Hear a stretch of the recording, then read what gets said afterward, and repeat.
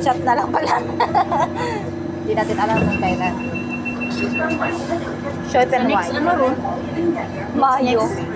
After 3 months, di mo dahil sa amo mo is makaano ka na, maka-avail ka na ng mga holidays. Ano yan? Statutory. Ano holiday? Kunyari holiday ngayon, Oh. makaka-avail ka ng holiday. May 1 holiday ko, Labor Day.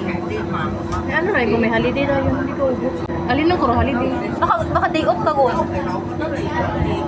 Hindi ba nag-day off na? Hindi, kasi ito, di ba, ano to, every Sunday day off natin. Tapos pag may public holiday dito na, ano, makaka-day off din tayo. Statutory ba? Isang araw lang yun? Oo. Kunyari, ako, di ba, naka 3 months na ako dito, 8 months na. Nung April 4, holiday dito. Holiday ko din. Tapos, sa May 1, Labor Day, holiday ko din yun. Day off rin yun. Oo, pero hindi yun linggo Ano yata yun? So it means, kung holiday ro Sabado, day off day wing, ano? Ay, sana all. Di ba yan? May bayad ba yan? Pag holiday? Oo, double pa yun. May bayad naman yun. Kahit wala kang trabaho? Oo, kasama dun sa ano natin. Maganda. Dito na lang ako na. Huwag na tayo mag-cashier. Bababa na ba ako? Hindi ka.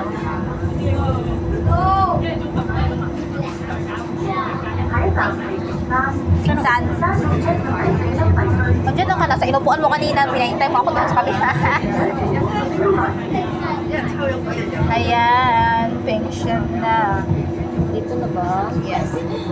Hi! Hi! Bye! Bye! Hoy!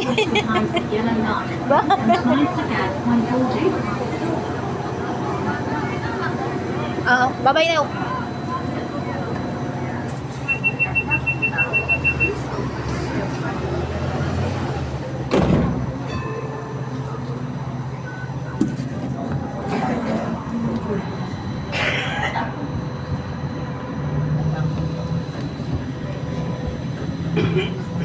So, ayan mga auntie, hanggang pension lang siya. Malapit siya dito. So, ako na sa third to the last station pa ako ng light rail. So, umuwi ako ng maaga. Hindi naman ako usually kasi mga auntie, alas 4 uwi na ako.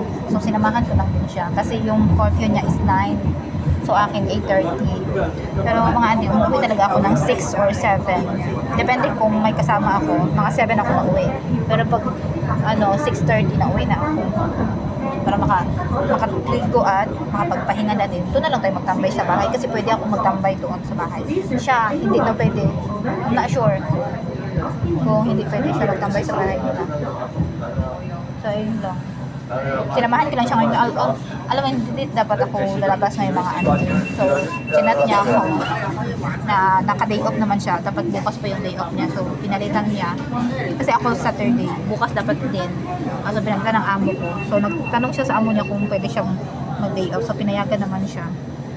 So, ayun. Sinamahan ko lang siya mag-ikot-ikot sa yun. Pinakita ko lang sa kanya kung saan pwedeng makabili ng mga gamit-gamit. Tsaka, kung sakaling magpadala ba. Kasi wala pa siyang HKI, hindi pa siya makapag-Alipay. So, sabi ko sa kanya, tipid-tipid na lang. Tapos, mag-ikot-ikot na lang tayo. Huwag tayong maggasto-gasto ng madami. Kasi nga, mahirap na naman magbili-bili tayo ng mga auntie na hindi naman importante. Kaya, happy naman ako may nakakasama na ako ngayon mag-day off na naging kasama, naging close ko na din.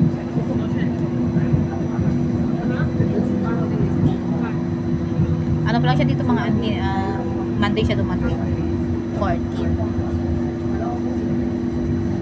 So, pauwi na rin ako. Hindi na ako magtambay mga auntie. Diretso na ako uwi.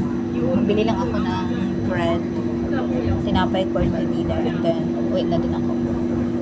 Doon na lang ako bibili sa shop. Uy, bilis mo. Ang bilis ng life steps. May bukid doon mga auntie.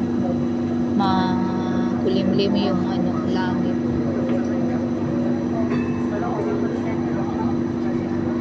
Naglalakbay na tayo pa uwi. Sa kanya malapit lang siya sa may church. Pwede niyang lakarin yun. Isang station lang din siya.